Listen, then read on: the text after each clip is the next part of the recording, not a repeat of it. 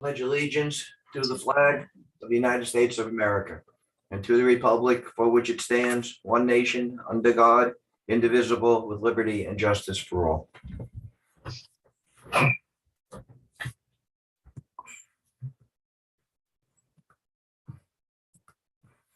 Okay, the only item on our agenda today is work on a housing plan with the Chafab board. We've had a lot of meetings. I want to first of all thank the public for all its input at our open sessions, at our town hall meeting, in writing. We took everything into account, and we're here today. We're going to try to address as much of this as possible. We're going to work with the board, with the Chafab board today. We're going to try to address all these thoughts and concerns and suggestions and see where we go from here. So Liz, I usually throw it up to you to get started. Great. Yeah. So what we're going to work on today is, really kind of probably what things do we want to add? Is there anything that we want to change? Is there anything that we want to take out? Do we want to put more details in the plan based on the town, our town hall that we had, and the public comments that we received? And so I think, so I think that what I heard, and then I want to just kind of open it up to everybody, was that people wanted to see everything spelled out a lot more clearly, especially in our first 5 years. So that's easy because we've talked about it. So just thinking about what's the specific wording that we want to put in there that reflects basically what we've heard from the public.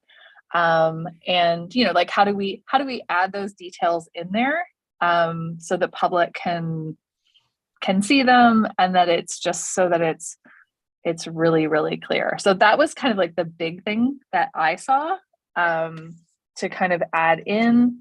We did have some questions about eligibility, which is easy. We have, we can address it. We can speak to that.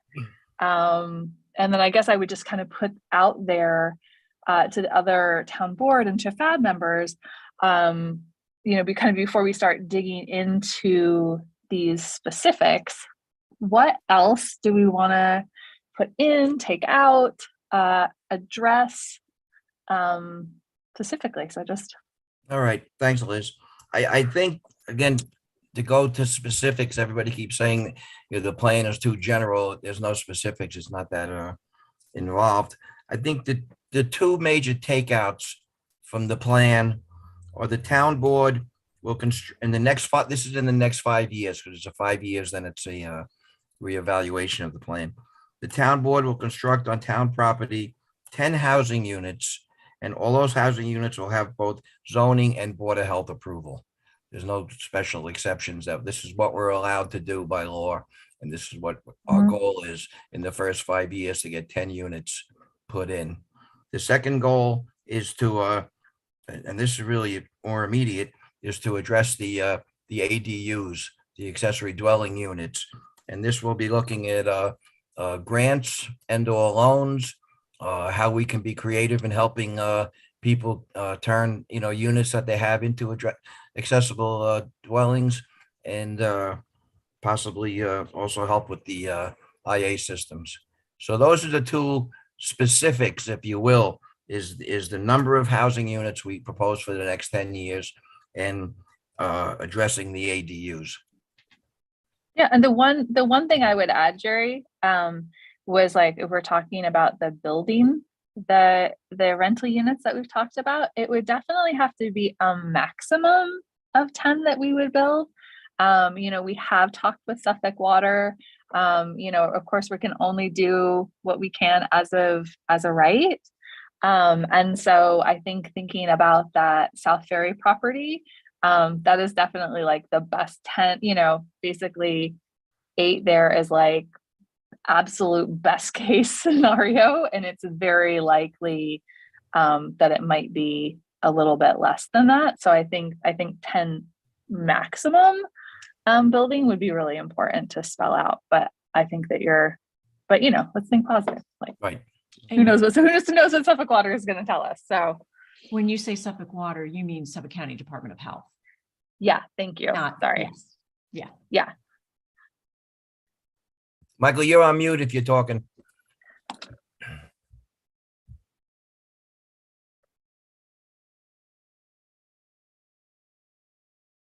So there could be a workaround from this conversation to specifically note what we think are the allowable units on both 69 North Ferry and on the Havens farm site or the Highway Barn site. And the 69 North Ferry is approximately, it's 9.9 acres, so it's approximately 1 acre. So the as of right on that, as we understand it to be, would be 2 dwelling units without a variance. And the Highway Barn site is a little more complicated in that it has some wetlands, but it's a little over 4 acres. And wetlands in terms of barriers are always a discussion. But the as of right for 4 acres is 8 units. So we could specifically say 2 at 69 and 8 at the barn site, and then put a footnote subject to the approval of Suffolk County Department of Health Services with regard to permitting based upon the as of right zoning. And by that, we give a little more specific information about what we're trying to do and where these houses would be located. I think that's a really good way to handle it, Michael. Thank you.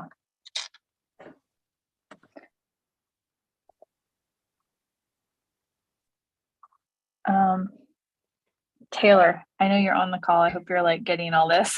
Yes, I am. Okay. I'm Excellent. taking notes so I can bring this back to the rest of the team at NPV and we can incorporate all of these into the next version.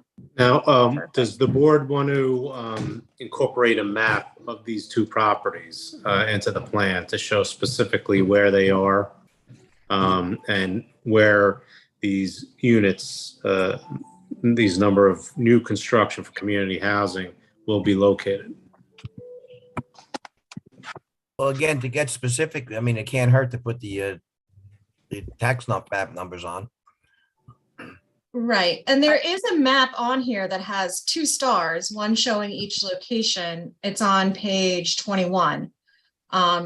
It shows the whole center of town, and it shows the South Ferry Road site and the North Ferry Road site with red stars on them. So there is a map in here showing the locations.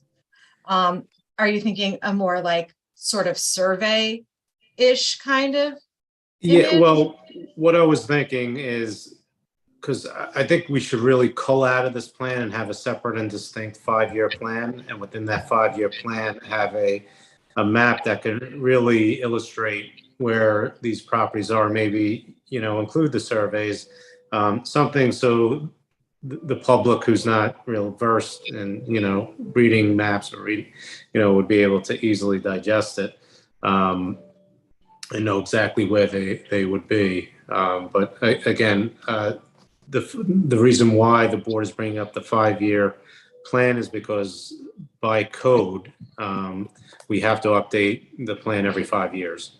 So that's why instead of looking at 10 years from now, 15 years from now, let's look 5 years from now and what the board really wants to utilize the potential community housing funds for. To the extent that the public has some difficulty reading maps. And one of our objectives is that the housing would be contextual to the community.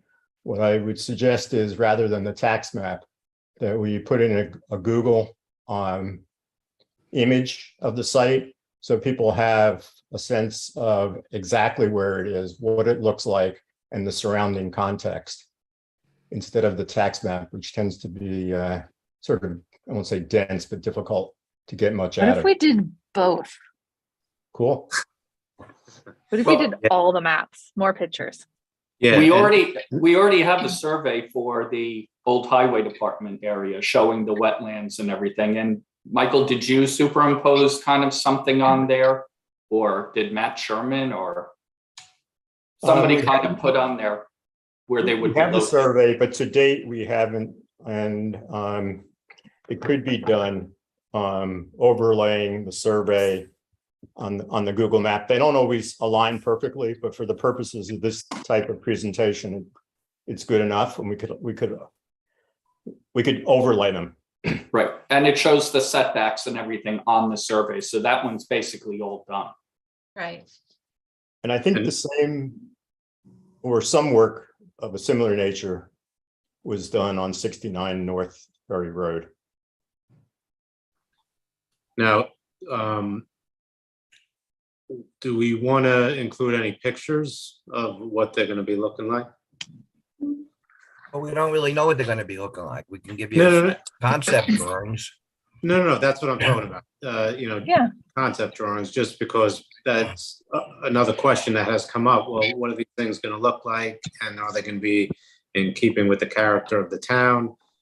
So just examples of what the town board would look, and with the caveat that, this is going to have to go through, a floating zone, more than likely, application process. So there will be public hearings, there will be vetting of what it's going to look like, and public will get a say. But I think, and obviously it's not written in stone, but something to give the public an idea of what they potentially could look like, I think would be helpful. Because there has to be, another thing that came up was, people don't trust the town board. And how do you get trust is you earn trust. And when you have like a plan that's 5 years and you set up inherent guardrails, you're only looking to do 2 different things and you stick to that plan, that's how you earn trust. And so I think that, along with what aesthetically it's going to look like, would be very helpful.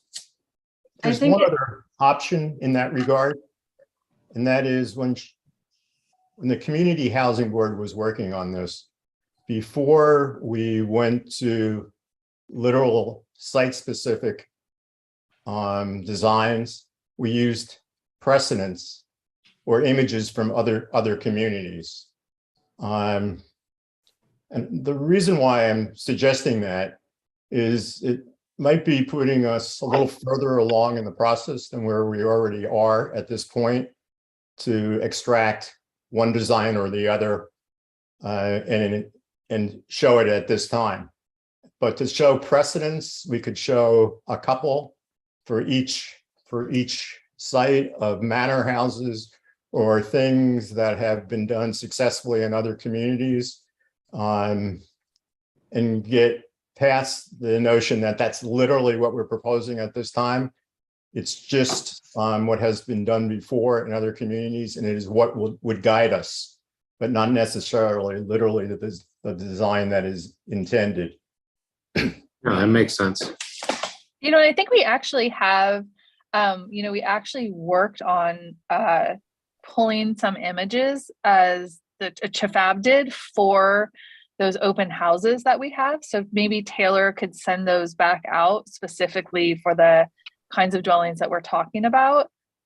Because I think that we've actually already gone through kind of a review process with those images. And so I think we actually might have them or be quite close. Does Southampton or East Hampton have any precedent? Do they have any manor houses that were built out there in the affordable housing? East Hampton has some beautiful ones. I think maybe if we, Sandy Hollow, is it Sandy Hollow? The ones that look like farmhouses. I can't remember who went on that. They're beautiful.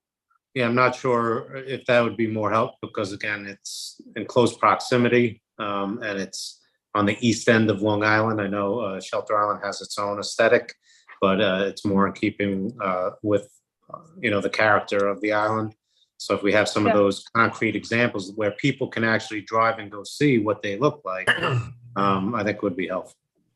Yeah, I'm sure that I can ask Tom Rule and Kate Casey to send us over. I'm sure they have some pictures, and I can circulate them just to make sure that that's what we're all thinking about.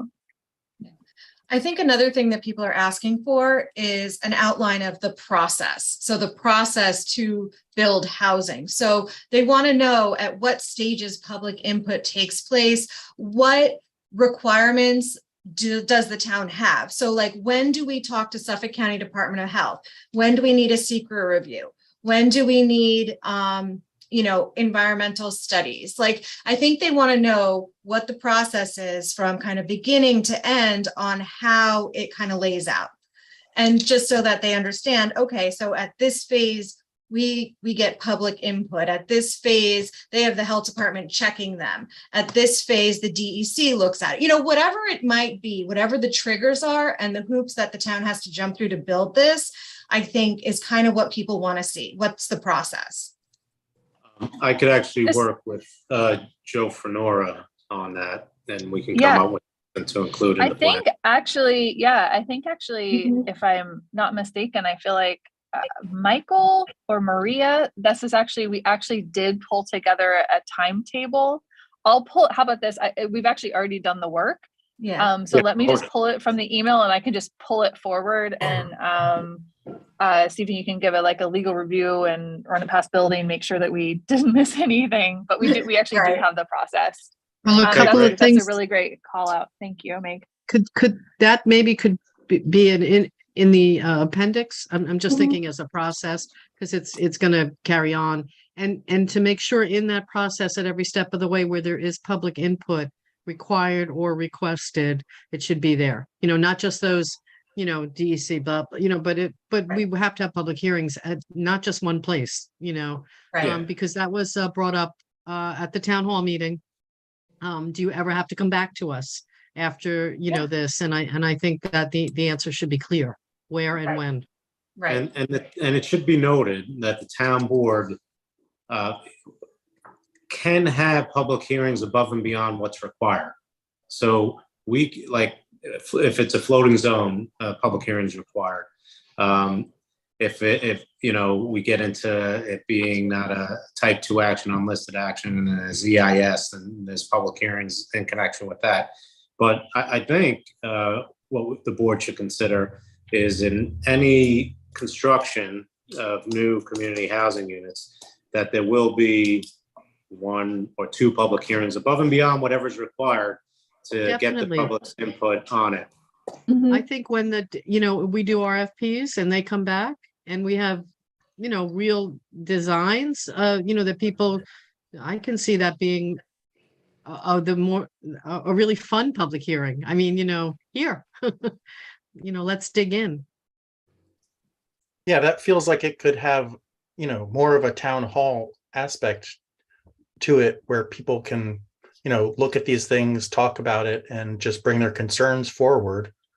Not, I don't mean a town hall like this kind of Mhm. work session or a public hearing. I mean, like the forum we had. Right. Yeah. Stephen, you had touched on your last comment or group. Last time you spoke, you also touched on the issue of trust and wrapped it together with building trust. But going back to the language of the plan specifically, there is another category that could be expanded upon, and that was the category of the outside resources that have done community housing multiple times and have experience. And I think if I remember the language correctly, of actually what made it into the plan was the discussion about partnering with those types of groups. And East Hampton's housing authority was mentioned, and Southampton's housing authority was mentioned. So what I'm suggesting in this regard is not necessarily to recraft that section in terms of intentions, but to expand upon the detail. So to actually specifically mention those community housing authorities, or for that matter, nonprofits that are potential candidates for us to be working with on the category of project initiation and project management. The term that was used I think at some point was, what is the town's capacity to be a landlord? And I think wrapped up within that section is the suggestion that we would partner or seek another agency to assist us in that regard. So an expansion of that language and the possibilities in that area would help, I think, convey the point more clearly. Yeah, I think the board is fully on board, no pun intended, with farming out any management of, if they are rental properties, to a housing authority, and actually bringing in experts in building as consultants to, build. But I think that can be put to the 5-year plan, that the both properties that are the subject of those up to 10 units would be managed by a not-for-profit entity specializing in running community housing, properties. Yeah, and we could just name it. It's not like there's any mystery in kind of who we were thinking about. It's like, as far as like, in anybody from Chafab, jump in if I'm saying it wrong, but we were thinking about East Hampton, Southampton, Long Island housing partnership. And I think it's really probably about like, once we're a little bit further down the line, it's all about like, probably like budget and who's the best fit, and like, kind of putting that out there. So, the cost and what's the level of service that they're able to give us. And again, I think it would probably, my gut would be, that would be something that we would kind of put out. They would send us back proposals. And that itself would also be, I would imagine a public hearing, figuring out which one was the right partner and what level of service and what was the appropriate budget. And Liz, I know Chafab and some other folks have been going out canvassing. Are there any issues we're missing that you're hearing out there that we really need to address? The only thing that I've definitely heard, because I talked to a lot of people about housing, is that our plan, even for someone who reads tax law, is a very dense document. And so I do feel that it would be helpful, and this is something that Bran brought up on Chafab, and I think it's a great idea, is to do basically a 1-page summary of it with like the highlights, and like, refer back to it. Like, if you want to know more, look at page 18, because I think that, like I said, it's so dense.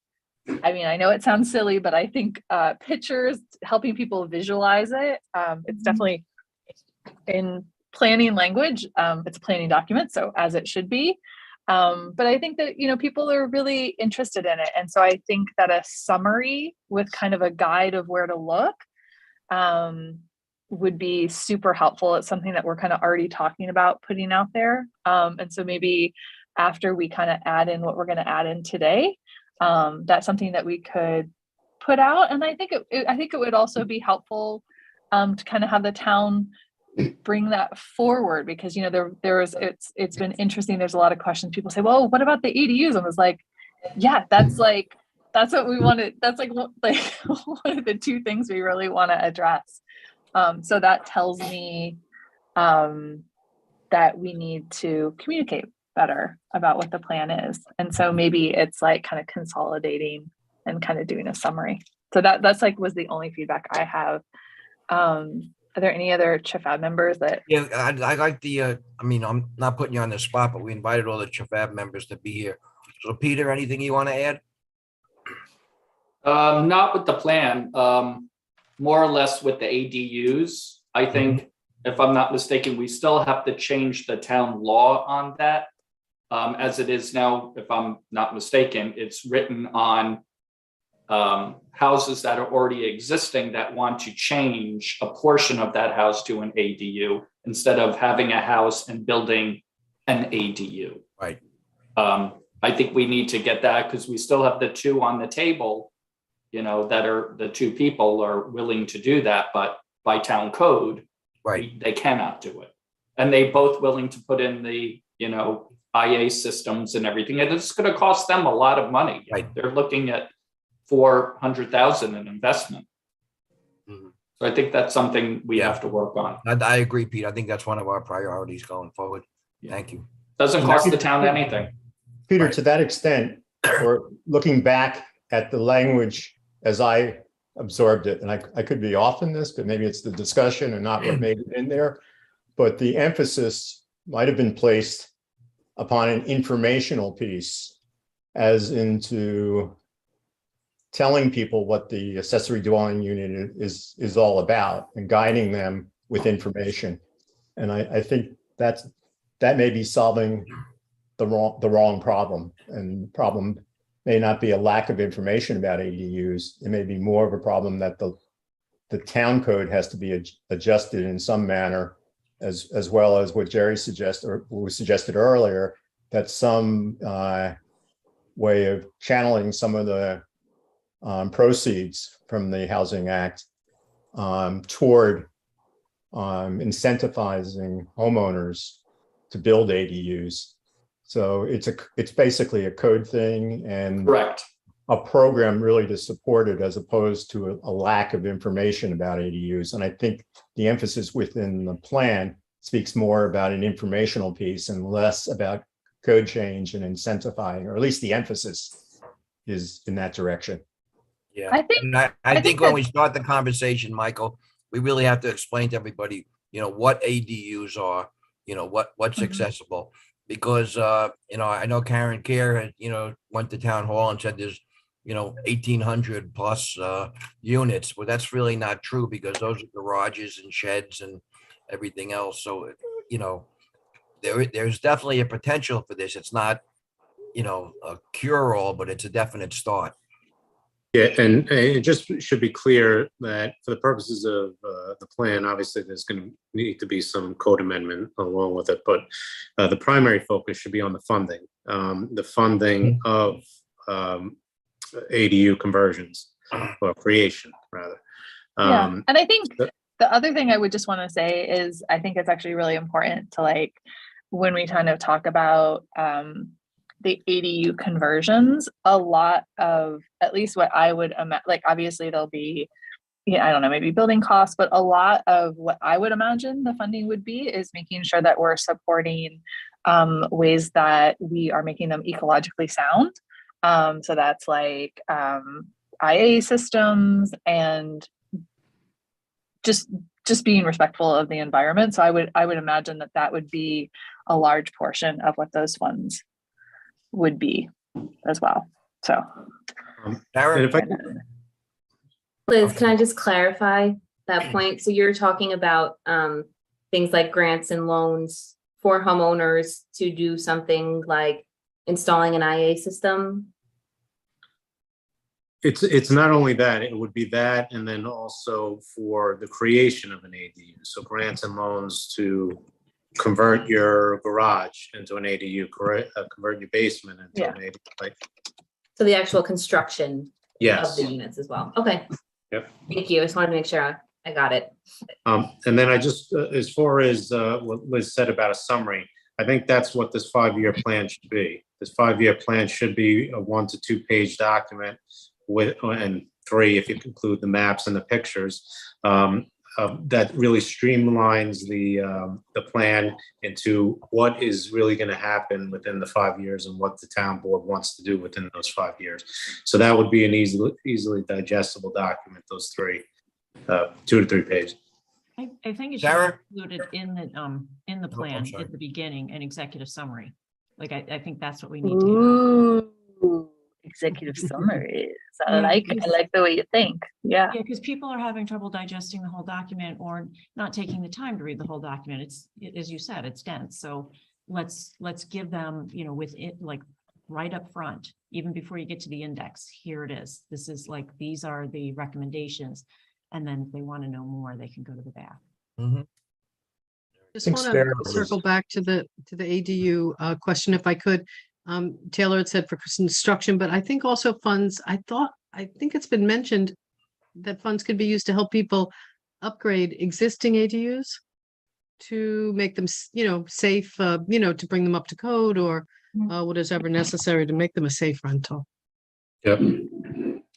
Yeah, so it'll be a carrot, to, be able to, upgrade, as you're saying, and renovate your existing ADU or create one out of whole cloth, so long as you're going to put it into the community housing world. Right. And BJ, if they are committed to putting into the community housing, I think that can be a carrot for the IA systems with WQI money too. That could be one of the criteria.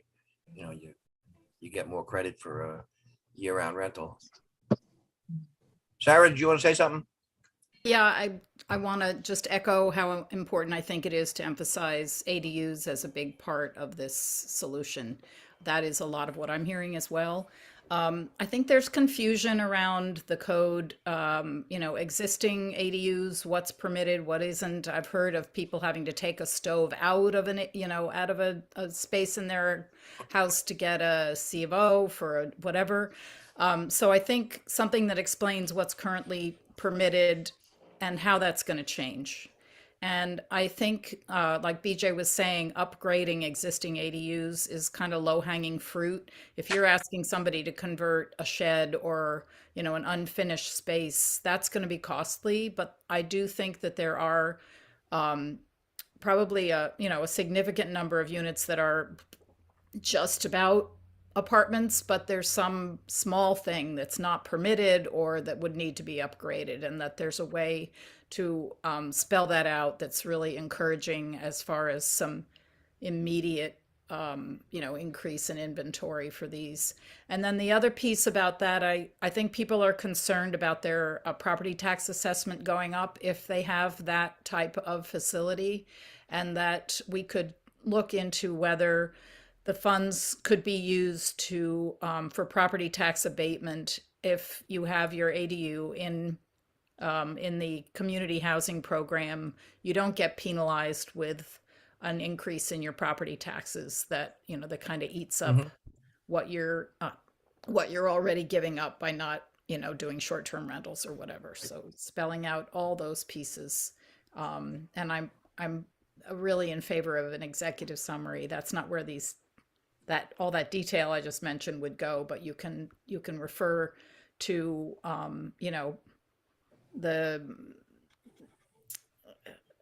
the ADUs as a major component here. Right. That's I think that would go over really well.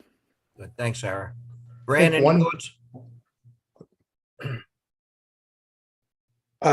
Just the thing that Liz mentioned about the top 5 kind of points, I think is a great idea. I love the kind of executive summary as well. I think just simplifying the plan for the general public is a great idea. Great. Okay. Michael? One aspect to the ADU issue that hasn't been discussed, which is potentially the most difficult, is not, I'll say not allowing, not quite the right choice of words, but preventing the ADU encouragement program to become a way of facilitating more seasonal rentals, to make absolutely certain that the ADU initiatives that we're suggesting actually go to full-time residents and somehow don't, because I think not a lot, but I suspect a fair amount or maybe even a lot of our ADUs are supporting seasonal rentals, and that's not what we want to be supporting. We want to be supporting full-time residents and community housing. So I don't know exactly how to make I think the language for that. I think it would just reference, and Stephen maybe is like, I'm not a lawyer, but it seems like there would be like a legal device that if like Yes. someone were to take funding, that there would be restrictions. I don't know, it's like a covenant or a contract or a something, but there would have to be, how would you Right. think we would begin to address that? 100% right, Michael. That has to be addressed right from the start, that these are for year-round rentals. Yes, it would be something that we'd have to put in potentially a CNR on the property if they're taking, taxpayer money to upgrade a facility or create one. It would be in perpetuity for community housing purposes. So we'd have a community housing registry where you would have to lease to someone off that registry. There could be an exception for family. And then, if there are if God willing, there's no more people on the community housing registry, then you'd be able to rent it at market rate. But yeah, there's ways we can ensure that. So maybe Taylor, for our purposes, we should just kind of, maybe Stephen can give us some language, but we could just like reference that there would be a legal device on there to limit that. Absolutely, I agree. That reminds me of another concern I've heard, that these property owners want to be able to choose who they rent to. So it can't be a matching program where the tenant is decided by somebody other than the property owner. I don't know if that can be. Yeah, worked. so there would be a list of community housing registrants, and obviously with the lotto set there'll be preferences of who gets first bite, but the landlord, it has to be a partnership. The landlord doesn't want that particular person, and they go to the next on the list and the next, so there will be landlord positions taken into account. One Bill, other, before we open it, go ahead, Michael, I'm sorry. if we're still adding to the sort of the list of subjects that have come up, one subject that came up within the town meeting was the subject of taxation of these buildings or units, particularly specifically community housing, which is built on town land. The question that came up is that in a way, as that program grows to a point where it represents, let's say not a significant number, but I'll say solves the problem. And those potentially, unless there's a tax mechanism to tax the community housing, if that population includes let's say seniors or school students, or all sorts of, individuals that are taking advantage of town services, that burden then gets redistributed to the taxpayers at large. So that was, and I think that's the only Achilles heel that we have, that from which it can be argued that there's a tax burden on the general tax basis of the community. Michael, I then asked, also- I had asked Stephen and Christina to look into, because it's on town-owned property, if we can look at some kind of payment in lieu of taxes program. You'll see it in the paper as a pilot program. So it's an avenue we're gonna look at to see if there is, in fact, a way we can compensate it. I'd also like to just talk the numbers. The 5-year shot that we're talking about, these units. Let's take a number of $3 million in assessed value once things are built, and that's removed from a roll. But the roll is worth 3.8 billion. So if you get where I'm going, by removing 3 million, I don't know how many points you have to go out, but it's pretty far to find the number. And so my argument here is that I don't think it's going to be measurable or impactful on any person's tax bill. Let's just continue to put the information that pertains to this subject on the table. I don't disagree with that at all.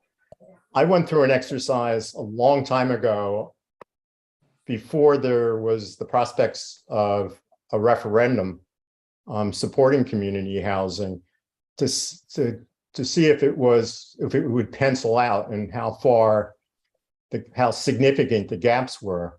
And I'll admit, at that time when I did it, the interest rates were 3%, but nevertheless, the tax burden was incredibly small to the individuals. And so my suggestion here is that we do on the land, which we would continue to own and lease in all probability, that we do as Jerry suggested, do a payment in lieu of taxes. And on the physical improvements, the buildings, tax the physical improvements because they're a tangible asset. And that's what has been done in other communities. But there's a fact sheet that was issued by the governor and by Fred Field that has, I don't know if anybody has this in front of them, and I'm not sure I understand this exactly, but for the purpose of calculating town tax liability for such property, only the dollar amount of any financial assistance for the purchase of a first home made by the town pursuant to this section shall be subtracted from the full equalized assessed value of such property.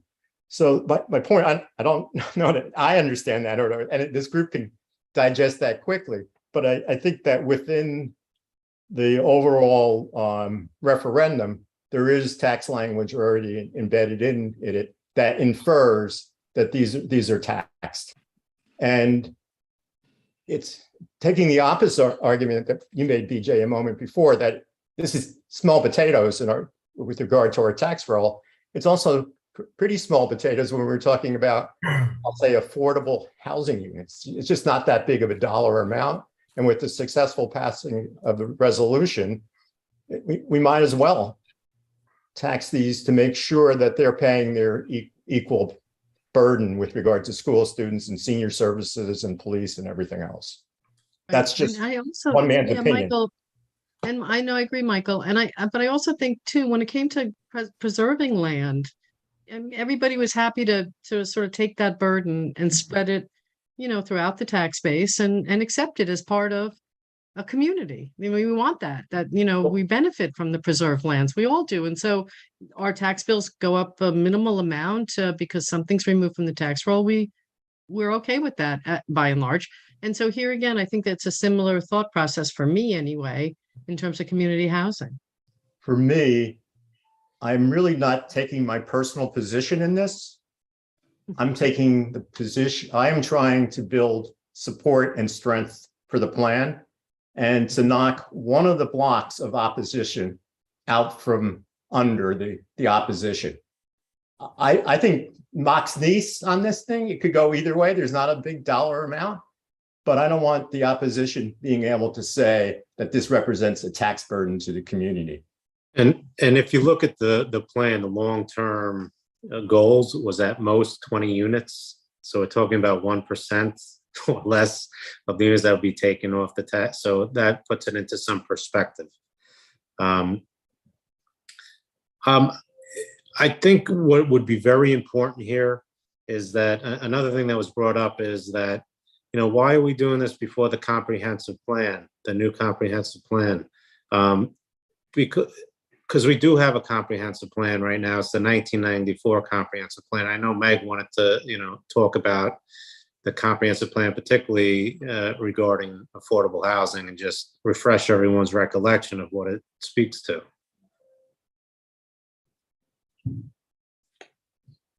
Yeah, I can just kind of give a refresher. So right now, the town is working off of the 1994 comprehensive plan because that is the last plan that was adopted. There was work done in 2008, but that was never adopted. So 94 is our current comprehensive plan. And if you look in the housing chapter of that plan, it sets out some goals and objectives. So I'm just going to read through the basic goals and objectives of the plan, so you understand that we are being compliant with our comp plan. So a basic goal of this plan is to assure that a supply of affordable housing on Shelter Island exists over time, adequate to serve the diversity of the island's population, and that any new housing be developed in a manner harmonious with the island environment. The objectives include to create and maintain affordable housing opportunities for the diversity of age and income groups that make up Shelter Island's year-round population. To assure that new housing construction or conversions of existing housing will be carried out in harmony with the environment, with the supply and quality of natural resources, and with a particular style and character of Shelter Island's existing housing and traditional development patterns. And the last goal and objective was to assure that creation of affordable housing is undertaken with minimal impact on Shelter Island taxpayers. So that's kind of what we're working toward at the moment. And the 0.5% that's being proposed kind of gives the town that funding source that it's never had before when it comes to working on affordable housing. So, you know, based on our current comprehensive plan, the goals and objectives are in there. And it would seem that, you know, it's gotten worse. The need, well, the urgency for community housing. Yeah, I mean, if you look at the housing costs that were in the 94 plan, I mean, the numbers are ridiculously different compared to what they are today. You know, in the 1990 census, the median owner occupied dwelling value was $251,000. It's not even close to that anymore. So it's kind of funny when you look at the numbers, you know, they just don't even compare. And this was a problem in 94. Peter, correct me if I'm wrong, isn't it north of $1 million now? You're on mute. I'm sorry, what was that? The median home value? Oh, it's well above $1 million. Right. So it was 250,000 in 90.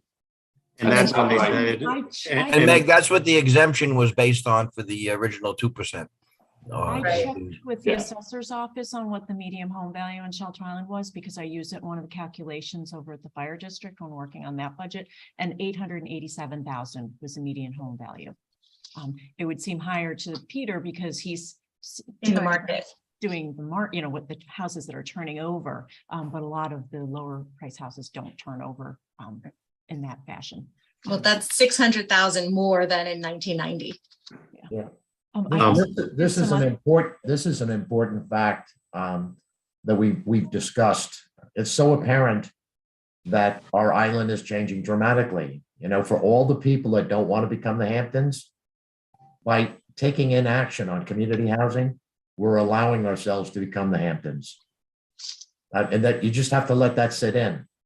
And there is no doubt that we have lost dozens and dozens of good families off this island because they can't afford to live here any longer. The question is, how much longer are we going to wait to rectify that?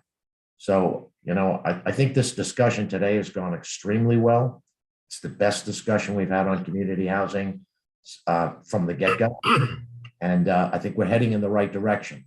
I just think we have to, you know, there's a force of people out there, and you could tell it by that last mailing that went out, that gutless mailing, which had no name on it, no ownership, and then had what I consider a racist comment about increased crime on that. This is what you're fighting. You're fighting a group of people, a small group of people, I may add, that are putting up a fear factor. The truth is, and I love the opening here when Stephen said, talk about earning the trust. This is how you earn the trust. You put out a plan that people can understand, short and concise. But as Meg has just said, I think this is the most important thing. We are so far away from the 94 comprehensive plan. The discrepancy is getting worse, not better. We need to take action now. Thank you. Jim, I just wondered, toward making that comment a part of the plan, or making this discussion a part of the plan, whether the concept of gentrification and change in the fundamental nature of the community should not be further emphasized. I mean, to go to two extremes, we could be a seasonal resort community, or we could be a full-time community that has a variety of pursuits and industries, or some balance between the two. But clearly we're losing that balance, and we are becoming the new Hampton. my point in talking again about this is just to get that sort of language and that issue more clearly established in the plan, because for some people, even the people that come here as retirees, they've come here, and I'm speaking personally for a moment, I came here not only for the natural beauty of the community, I also came here for the intrinsic quality of the community. That it was a sailing community, it was a community of builders, it was a community of artists. There's a lot of rich attributes to this community, and I'm not ascribing different attributes to the seasonal resort community, but I think it's not difficult. I think that's, I don't know, I think that's putting too much opinion into it. And I think it needs to be based on the data and some of the numbers that we have. I mean, the math itself kind of stands alone and demonstrates that change. And I think that, if we can keep it really based in, in the numbers and the need, and, kind of try to focus it that way instead of, because different people view it differently. And I don't think. I agree with you that it could become a kind of a class conflict. Right. I don't think And we it has to need be that. I handled think it's. carefully, and maybe it's too hot to be touched. Well, But I think it needs to be addressed in some point, Michael. To your point of the seasonal resort, the second homes have always been the industry on Shelter Island. For Right. the local people, that is our main source of income are the second homeowners, service industries. So we're losing that now that the community members can't afford to live here to work in that service section. We've always had a symbiotic relationship. And I think the goal is to maintain that. And, that's kind of what this housing plan allows us to do. Anybody else from the town board, Taylor, before we I- open it up to the public? I did. I wanted to just talk about some of the numbers a little bit. I did some crunching because that's what I like to do. And if we took $3 million worth of property off of the rolls in order to do some community housing, and we just recently, like the Highway Barn property has been off the rolls for decades. So that isn't a cost to consider. We just purchased the 69 North Ferry Road property for $365,000. So that came off of the rolls. But if we were to take $3 million off of the rolls, that would take away about $20,000 worth of tax revenues. That getting redistributed to the rest of the island, if you own a house assessed at $2 million, you're going to pay $11 more in taxes. So that's the magnitude that we're talking about with respect to what this cost to the rest of the town will be. And then my other comment is, if we can build 10 units and we add 20 kids to the school, during the pandemic, we added 50, 60 kids to the school. They got absorbed without busting at the seams and having to do a great, huge budget increase. So I think that also is an invalid argument that we're going to be creating this huge extra tax burden via services. So I just thought I'd throw the numbers out there. I'll maybe pull this together in a little bit more of an informational format and have my other two nerdy numbers people, Liz and BJ, take a look at these and make sure my numbers are right. Yeah. So $11 is a powerful argument. Thank you, Amber. Yeah, that's All right.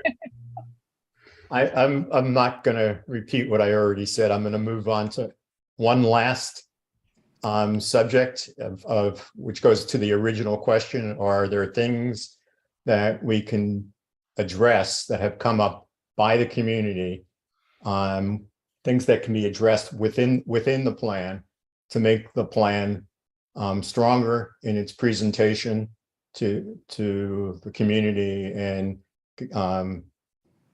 continue to ensure people that will be doing the right thing. I don't want this to be about getting more votes. I want to make sure that the plan is about doing the right thing. And the biggest argument, which again is a false argument, but false arguments carry just as much weight as real arguments, is the issue of the environment. So the two big ones have been taxes and the impact on the environment. We've talked about taxes and however that resolves itself. I'm obviously one member of the committee, but the environment piece, there's very often people will say, well, let's do an environmental assessment of the North Ferry site and in terms of putting two houses on there. Or let's do an environmental assessment. I mean, that's the go-to solution for an individual project. And I would put forth that has very limited value, that the real value in an environmental assessment, since we're dealing with an island of 8,000 acres, would go back to doing the environmental assessment that was suggested in terms of sending and receiving districts for, and I won't use the word too loudly, for TDRs. I know we're not doing TDRs, but if we were to go back to the notion of doing an environmental assessment for where development on the island should take place, because it's a previously developed area, it's an area that has infrastructure, or for whatever other reasons that are determined reasons that that particular location supports development, we would then have a guiding principle moving forward and a tool moving forward for where community housing could be located. And in the same light, we would have a tool that says that these nearshore, I'll use a term that's probably near and dear to some people on the committee that live in these locations, but nearshore overlays, environmentally sensitive areas, places that are near wetlands, are not locations for increased development of any type, but particularly since this is being done by the town board, we would shy away from those environmentally sensitive areas. So the suggestion at some point is that we commit to going back to that analysis of the island at large and use it as a guide to where community housing should go and where it should not go. Because we have that ongoing question in people's minds that this program, generates a certain amount of funds and runs for 28 years, that it's not the first 5 years that people may be concerned about, because that's a very limited number. It's moving forward. What does this look like in terms of the total build out? And we could be able to then look people in the eye and say, the total build out will follow the principles of smart growth and where development should take place and where development should be avoided on the island. So that's another suggestion to make the plan, I don't want to say more palatable to objectors, but to make the plan stronger in terms of doing the right thing for the island at large. That's I guess I have a comment, and I will just say that I'm not a builder, I'm not an architect, I'm not a planner, I'm just an accountant. I guess my intrinsic understanding is, and someone tell me if I'm off, is that any community housing, whether it be an ADU or fresh construction, must follow the same environmental regulations, whether that's zoning, whether that's the Suffolk Department of Water. So it doesn't have separate rules. It has to follow the same rules that all building on Shelter Island follows. So that's my understanding. And so I wonder, I guess my thing is if those rules are good enough and strict enough for all other building, why aren't they good enough for community housing? So if we need to look at them, we should look at them if they're really unsatisfactory, then we should take a whole look at the other thing. But I'm not sure that's the point. I just wonder if it has a place here, because I kind of just feel like it's either strong enough or it's not. And again, I'm not a scientist and I can't speak to those things, but it's not different rules. It's the same rules that we all have to follow for any building, whether that's community housing or my parents redoing their barn or somebody building you know what I mean? It's not, I think that there's a misunderstanding that there's some different rules. It's the same. And so I guess my thing is it's either good enough or it's not. And I don't know if that's to be, I wonder if it's useful to litigate it here. yeah. And to add to that, Liz, the health department's regulations for community housing construction are actually more strict than they are for residential. So, you know, the Suffolk County Department of Health is our regulating agency when it comes to that. And, you know, they have pretty strict standards for residential construction, but those are kind of doubled down in community housing if you're building from scratch.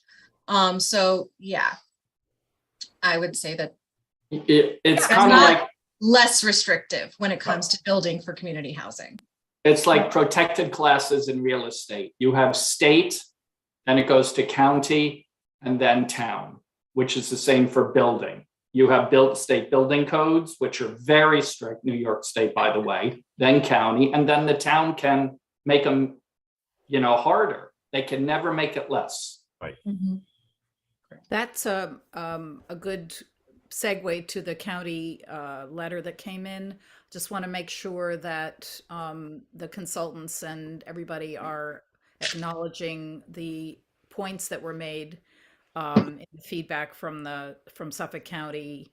I thought the suggestion that some of the guidelines of the Suffolk County Planning Commission could be specifically referenced and incorporated into the plan. I think one of the, well, like Peter just said, you know, the town is not the last word on this. There are other regulatory and planning structures that are at play. And I think it might reassure some people who are, for whatever reason, concerned about town rule, that these are consistent with county guidelines. These are the things that are recommended. I specifically liked that they wanted us to reference potential set-asides accessible and inclusive for individuals with disabilities.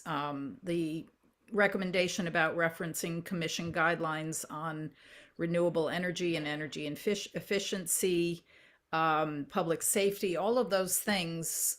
We have access to these guidelines that are accepted throughout the county, and I think it would help the plan and help our readers see that we're conforming and responding to guidelines that are, you know, not made up on Shelter Island, but are shared and adhered to by everybody.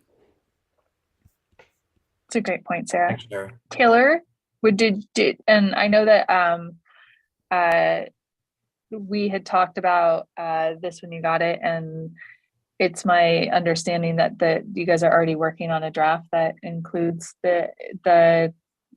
includes those. Is that correct?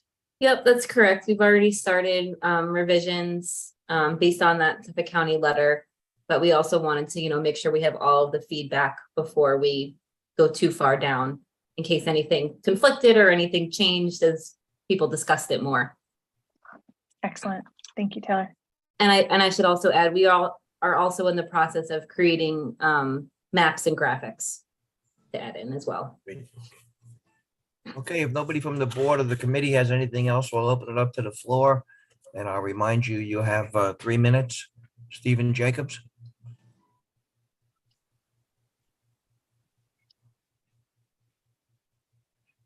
You're on mute, Stephen.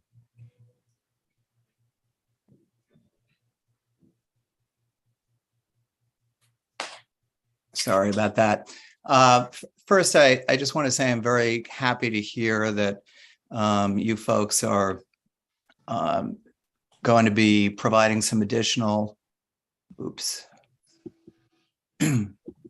detail as to both what the plans are and at what point the public is going to have some input, in other words, about the process generally.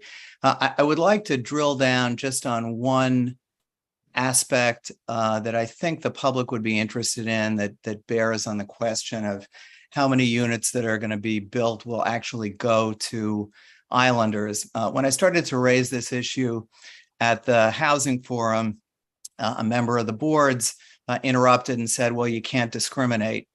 Then I heard the chairperson say, and she repeated this at the hearing, that, well, you can still give priority to certain groups.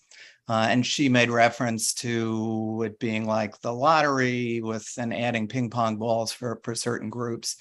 So I spent some time yesterday trying to do some research on whether preferences based on residence or otherwise have passed muster in suits claiming violations of the anti-discrimination provisions of the Fair Housing Act.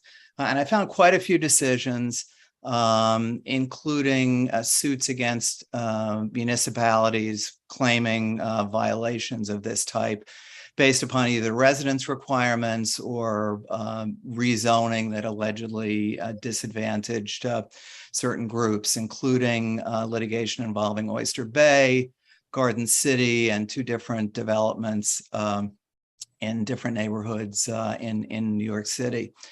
I did not find any decisions that dismissed or stayed any of these suits. And I also didn't find any decisions that ultimately, after discovery or trial, upheld any of those types of preferences or priorities. I'm a lawyer. I do not pretend to be an expert in this field. So I think it would be helpful to the public to hear if the town attorney had anything to say on, first, whether I'm missing decisions that uphold preferences of the type that I think some people have been thinking we might do, and also more generally whether he acknowledges that a plan with preferences based on residence, for example, would expose the town to litigation, which at a minimum would be protracted and costly and would not have any kind of certain outcome. So I haven't done exhaustive research into this area, but my understanding is as you noted, no court has held that residency preference policies are per se illegal. And HUD has tacitly endorsed the proper use of the policies.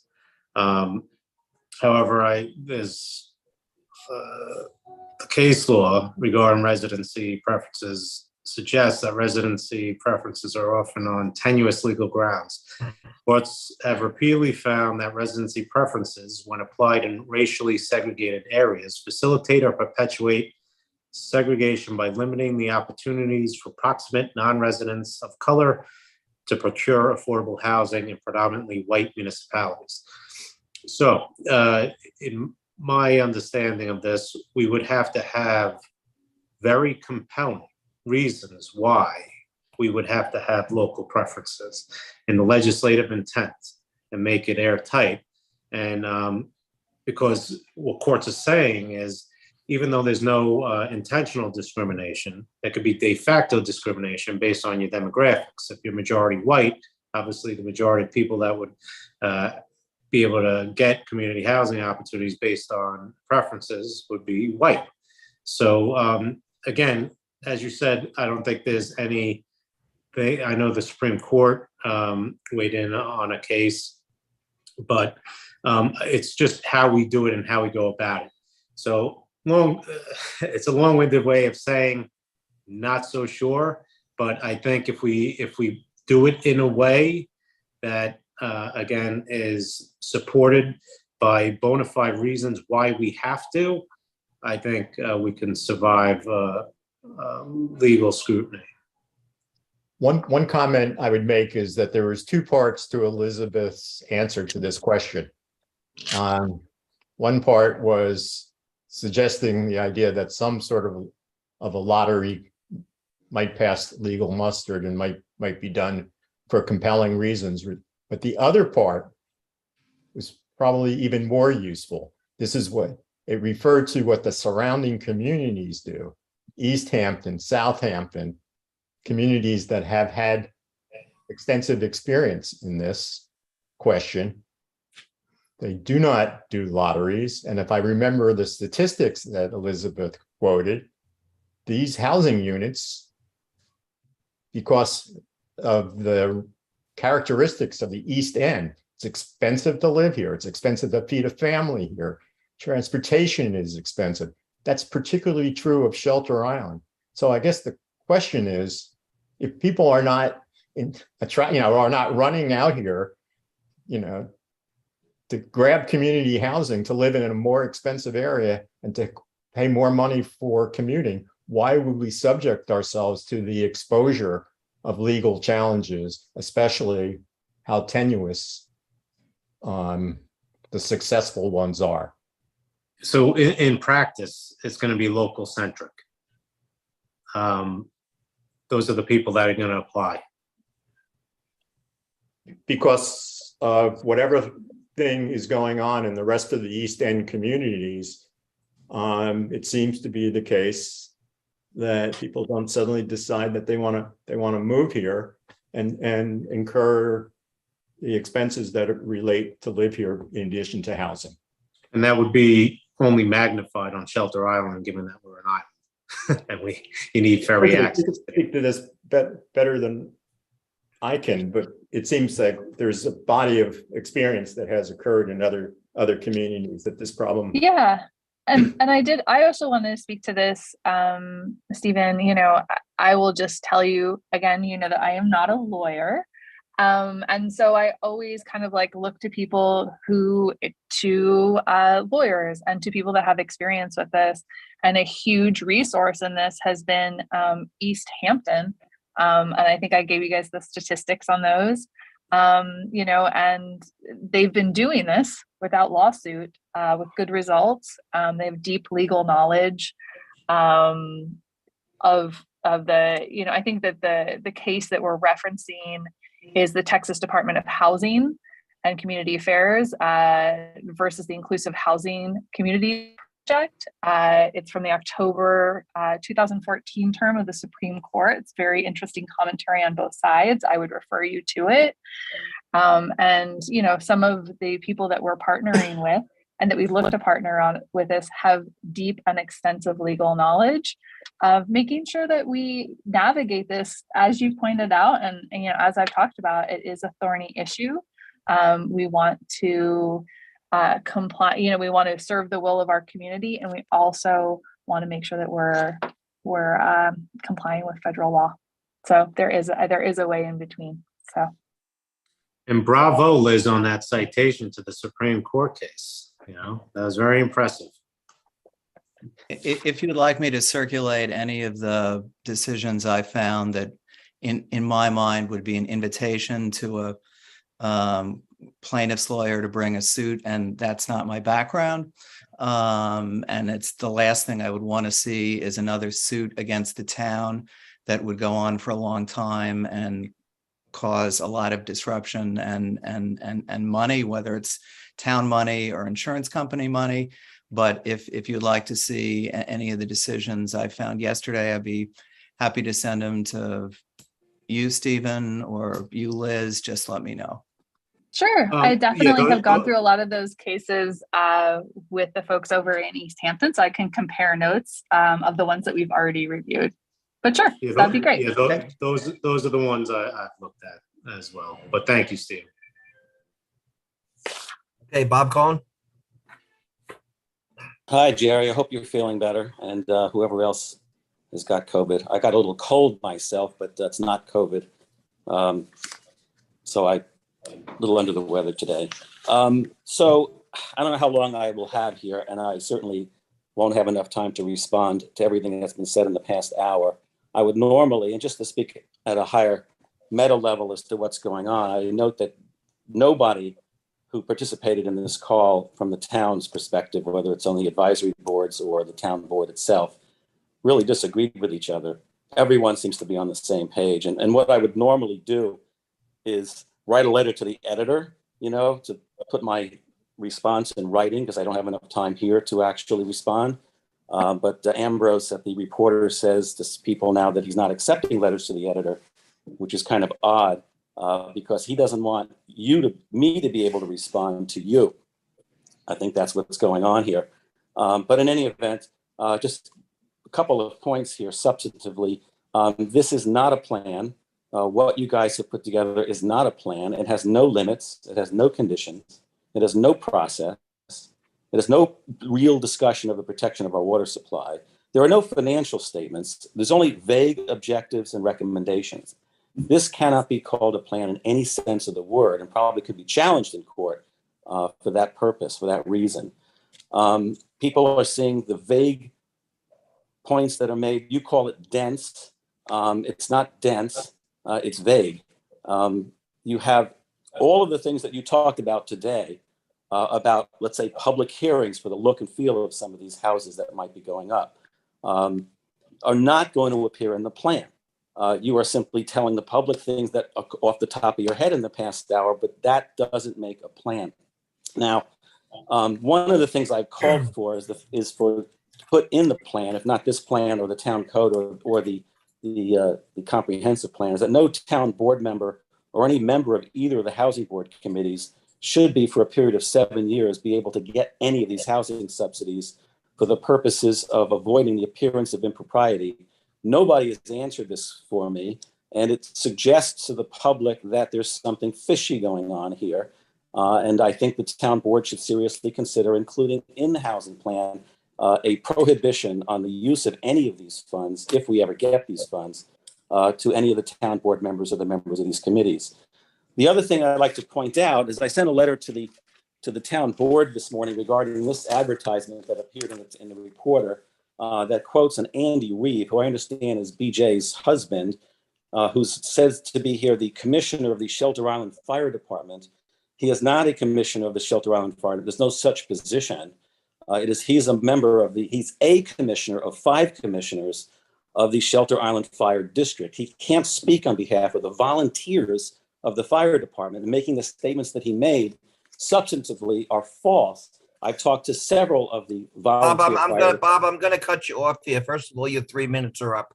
Second of all, in response to your letter about this ad, number one, the ad was paid for by a registered political committee, unlike the ad that came for the no housing, which had no committee identification.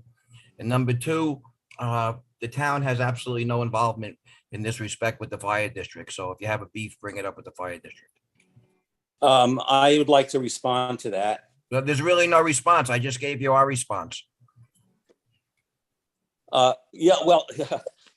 Okay, so essentially, it's up to the fire district to make the complaint here, or as I said, the fire department should complain. Do you think any of the fire department members are going to stand up and perhaps lose their pensions against something like this? You have one of your town board members. Bob, you accuse me of calling you an idiot, so I won't do that. But well, you did. You're being you did call ridiculous me. if you think that they're gonna Look. They're worried about their pensions because they're gonna go against one of the commissioners. Jerry, please give these people a little bit of credit, will you, Bob? Jerry, the reason why the town forum went so well, I mean, there's one good reason. That's right. I wasn't You there. weren't there. That's right. Okay, because this is what And you you do were to limited people with your every time, time. and that's what This we're is doing what right Albert now, Dixon Bob. called You're limited vilifying with your anyone who time. speaks. Thank you very much.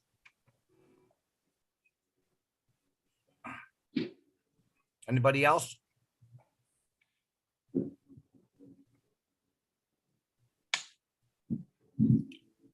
Ambrose? No, I'm good. Thank you, Jerry. Okay, I don't see anybody else from the papers. If there's no other comments, Would it be okay if I just did a quick recap of the things that we wanted to include, Yes. just to make sure that I have everything? I put together some notes and I just want to make sure. Things, and again, this is just very high level, to add a map with to add a Google map with an overlay of where we think that things would be. Make sure that a survey map is in, we have that included. To include pictures of references. We are going to kind of go back, we've mentioned Sandy Hollow, and then a couple of the other ones that we've already shown the public in the open houses. The next one I wrote down was include as an appendix, I think is a great idea. Just the process of how it goes and like basically where the public hearings are at. And so just to make sure that that's in the back so that there's clarity. We also talked about specifically naming who we think of might be potential partners. So we talked about Southampton and East Hampton, housing authorities, Long Island Housing Partnership, obviously, and maybe there's also something in there about where we outline the process of just like, I think, is it like an RFP? And then there's like, we can also talk a little bit about how that process we could just outline it there. And then in ADUs, we want to reference that any potential funding that came to a homeowner would be paired with a legal device to make sure that that funding went to serve an ADU that stayed in the community housing stock. And Stephen's going to advise on like that legal device language that should be added in there. Is there anything that I didn't write down? I would just ask Taylor, how do we go forward now, Taylor? Where are we right now? Executive summary. Yep, I was gonna add the executive summary, which I know Liz didn't forget. It was so important to her, it didn't even make the list, I think. It was the subject of this email. Thank you. Yes, so. Elizabeth, since we have emphasized the process, and we've talked a lot about, from beginning to end, looking at the end part of the process, could there be just a brief statement at the very end about the evaluation process of the first 5 years? So somewhere along the line, I think people will be asking, is there evaluation process? How do we know that we're meeting the needs of the community? Some brief kind of comment that might be, that there will be an evaluation process of what we've done in, let's call it phase 1. If there even is going to be a phase 2, there's no guarantee of that. So I just wanted to I think if the process has a beginning, it also has an end, so to speak, or a continuation, just some type of reference to evaluating as we go through this phase 1 part of it with the 2 sites and the ADUs, some type of statement. It doesn't have to be lengthy, but just something. Yeah, I think, Jim, I think that that's great. I think that I think that could be a sentence or something that we basically, yes, that we add in, we just kind of talk about specifically evaluating it. And I think that there's also an opportunity maybe here to add another couple sentences just to kind of basically we'll repeat at year 5 what we did at the beginning of this process, that there'll be another I don't know whether what that board will be like at the time, but there'll be like open houses, or there'll be a survey, or there will be basically we'll basically repeat the process that we did to get to this plan with public input and open sessions. And so maybe we can kind of crib some of the language that we did for the first part and just kind of talk, like, I think you're right. Like there's a beginning point, and then there's like the end point where there's an evaluation, and talk about like specifically what the next step is. And so that the community housing board or the CHFAB board at that time understands what the next step is when they get to the end of that. I think if people view it as a success story in that phase 1, that the registry will take off. We'll see the need that when people see that, in fact, the town is doing something, that these projects are coming to fruition, that people are now starting to live here on the island. I think the registry would be a big indicator of the need to move forward. And, just some, again, short and sweet, but just some type of mention that there'll be a process at the end to evaluate this phase 1. All right. Okay. So Taylor, I'll ask you again, where are we? What's the next step? So we will continue working on these revisions, adding in these comments. There's a few things we'll have to coordinate with Liz and Stephen on just a little bit further about the process and some of these legal mechanisms. But I think all of these comments have been very helpful. I think they all are things that we can address and get, the next version back to all of you as soon as we can. Great. Thank you very much. And again, we want to thank everybody for all the work they put in, not only the people on the committees, but the people that have been doing it on their own time and canvassing and helping out in any way they can. So thank you all very much. Hope everybody feels better over there. Thank you. Next on the, we don't really have anything else on the agenda, so we're gonna go around the room and I'm gonna start. We've been in touch with Stony Brook Southampton Hospital for another vaccination pod, booster / vaccination. We decided that we would need 200 people to make it, work, to make it worthwhile for them to come over and for us to have to staff it. So the people have been calling, or the senior center office has been getting in contact with seniors. So we put out there that if anyone is interested in the booster shot or vaccination, it's tentatively, Amber, I think, scheduled for November 11th. Yeah, yes. So we're taking names, and we're hoping that if we get a big enough, turnout, they'll definitely come over for us. Michael? I just have one question in that regard, and I'm just sort of thinking, is there any possibility that it could include the flu shot at the same time or at the same event? We could certainly ask. I mean, all we can That do would be is- great, because Yeah. I know there's kind of a mixed bag. Some of us have gotten the Omicron variant shot and have not gotten the flu shot. Right. Mhm. And that would be a great thing to be able to provide. Again, Stony Brook Southampton has been, more than willing to work with us. So we'll get in touch with them and find out. And we can go around the table, Amber.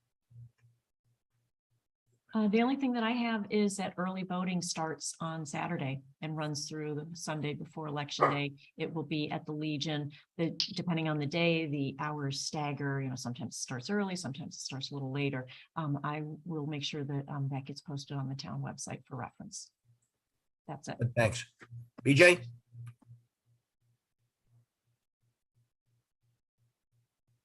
Was that no? I wasn't looking. No, nothing. Okay. Nothing, Jim? Jerry, sorry. Yes, Gary, I just want to thank everybody that did attend Dottie's dedication for the clerk's office. It was beautiful. I want to especially thank Fred Thiel and our 5 speakers who did a magnificent job really highlighting Dottie's careers thus far. And I think thank God the weather cooperated and everything else. So it was really nice. Also, a bunch of people that really pitched in. I want to thank Brian Sherman and his crew for helping set up and take down, and all the people that attended. The other thing was, I want to congratulate the fire department.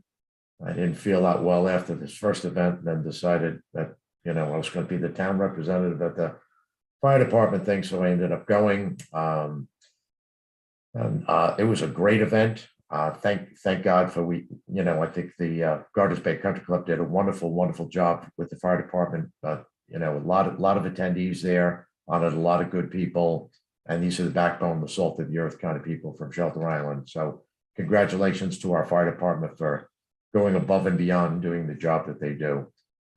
Greatly appreciate it. Thank you very much. Thanks, Jim. Meg?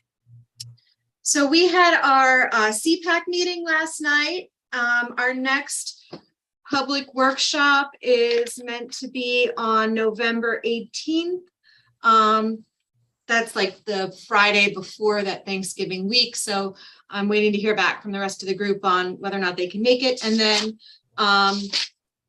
our next CPAC meeting is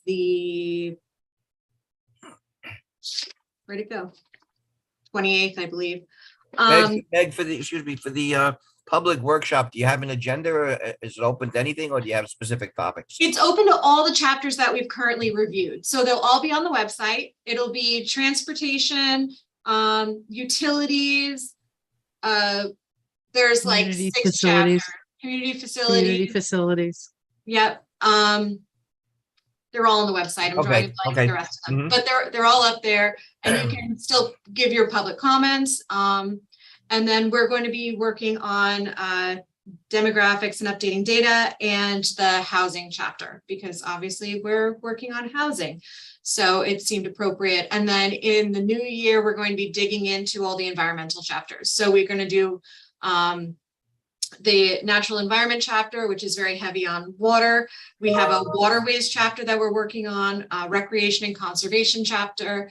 And then we'll get into, after we do all that, then the last 2 chapters we're going to do are zoning and governance, because everything feeds into zoning. So it wouldn't make sense to do it any earlier. So that's kind of our plan. We're hoping to, kind of roll through it, but Keep yeah. moving. Just keep going forward. Just keep chugging. So yeah, that's what we've been working on this last week.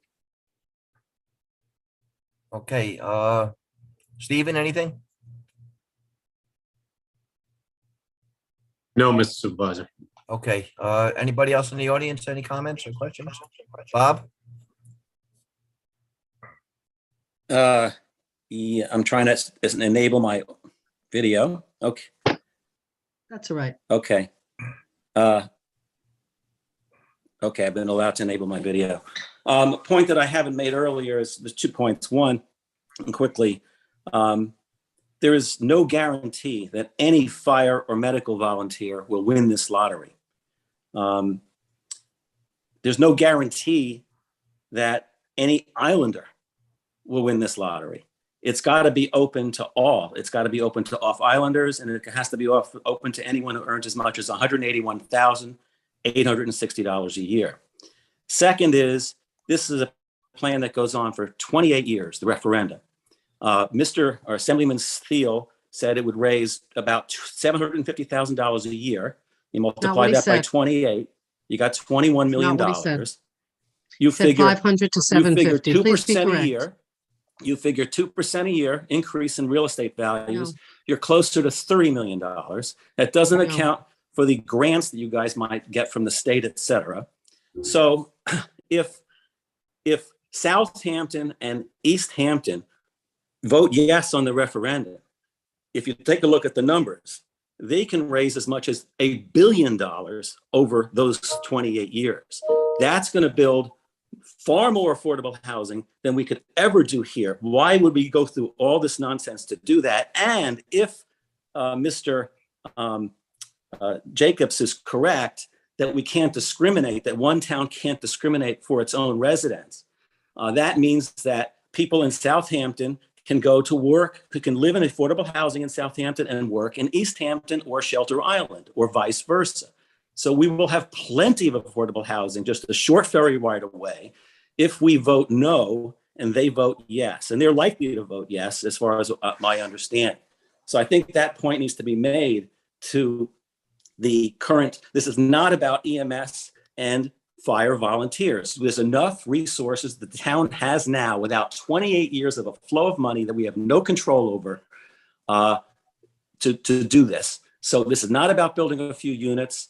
This is about a 28-year flow of money that gives a blank check to not only future town boards, but the current town board, because Fred Thiel also said that you guys can borrow against that money that would be coming in from the future. So this town board can spend an enormous amount of money, okay, and take that initiative, take that ability away from future town boards to make My those understanding decisions. is we couldn't borrow the money without a referendum, Bob. So the public would have to decide on that. That's not what he said at the meeting. That may be true, but he It didn't is say true. it at the meeting. It is true. Well, okay, so if you go beyond anything in the plan, there's no limits in the plan. It doesn't say that you will build only 10 houses, only on these two properties. You can build in 28 years, whatever you want. There are no limits in the plan that you're putting together. It's not a plan. There's no financials. There's no financial projection as to how much money could be coming in. getting This is why we're having repetitive. this Are we argument. up to Bob, 3 your minutes? 3 minutes are up, but I will respond. First of all, where does the town have the resources to currently put housing up for ambulance and firemen, which, by the way, is Aren't not, you supporting which, one of the excuse EMS me, people excuse right me, now? which is not the purpose of the community housing. It's community housing, not fire and ambulance housing. So Not where is according that to money the coming ad I from? just read from the people that Bob, where's the BJ money knows. coming from? Look, the ad I just pointed out talks Bob, about. I this is all answer my about fire question. and EMS. Where is the money Come on. coming from that you keep BJ's saying husband we have? misrepresented himself as We the didn't run- commissioner of the we fire didn't department. run the ad. Bob, you're We missing didn't the run that point. ad. Could you answer my question, please? You didn't Where run. is You did, the your husband town didn't funding approve coming the ad, from? DJ. We didn't run the ad. The ad No, has I'm nothing saying to the do town- with the town. It's not a Bob. town Want to ad. defund the Bob, police. Bob, Bob, I'm Bob, trying to have a stop. conversation with you. No, you're I'm not. You're asking trying you- to cut me off. You Bob, won't even let me speak I've for the- asked you 4 times now. Where is the funding coming from that we already have to put in community housing for fire and ambulance? Because we have the funding to support this. We don't even have a need. I'm told by the volunteer firefighters and EMS that they're currently, everyone who works there as volunteers currently live on Shelter Island, that there's no current need. There might be a future need. And I understand the town does pay one EMS worker extra money so that they can be here 24/7. No, we This pay, is not we pay about off-island this people to come referendum here is to work. 28 years of money coming in. This is not All right, about all just right, Bob. providing a little extra money to the 2 or 3 Bob, I'm gonna families ask to one more live on the island. question. I'm gonna ask one more question of you, Bob. You moved to Shelter Island. You decided it was a wonderful place to live.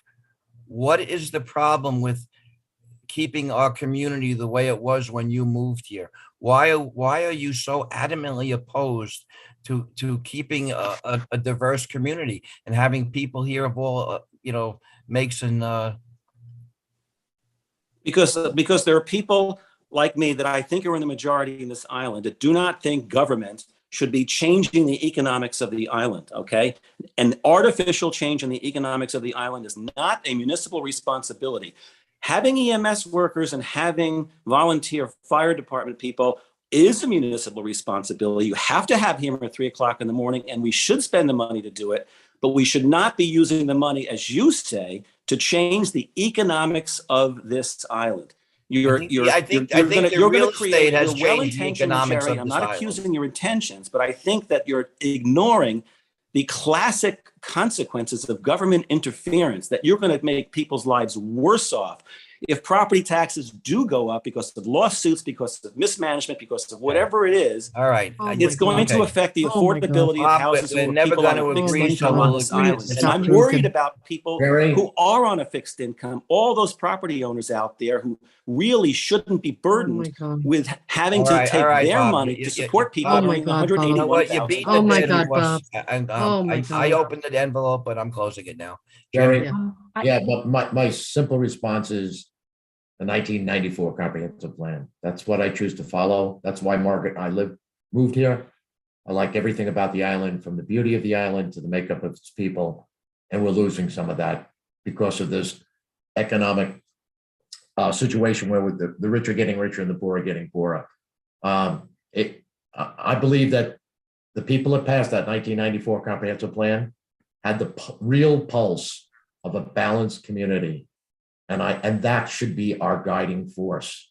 And that is what is guiding the 5 of us, the 5 current town board members. That is what's guiding us. We're not trying to manipulate anything. We're trying to go back to the principles that made this island special. And it was beyond the beauty and beyond the environment. It was the people that live here. They're special. All the people, both the rich and the poor and the people in between. Let's not forget that. Thank you. All right, I'm gonna make a motion. We go into executive session. We have an interview. We have to discuss our contract negotiations, and we need to discuss an employee. Do I have a Second. Second. All those in favor? Second. Bye. All right, thanks, everybody. Thank you to the committee.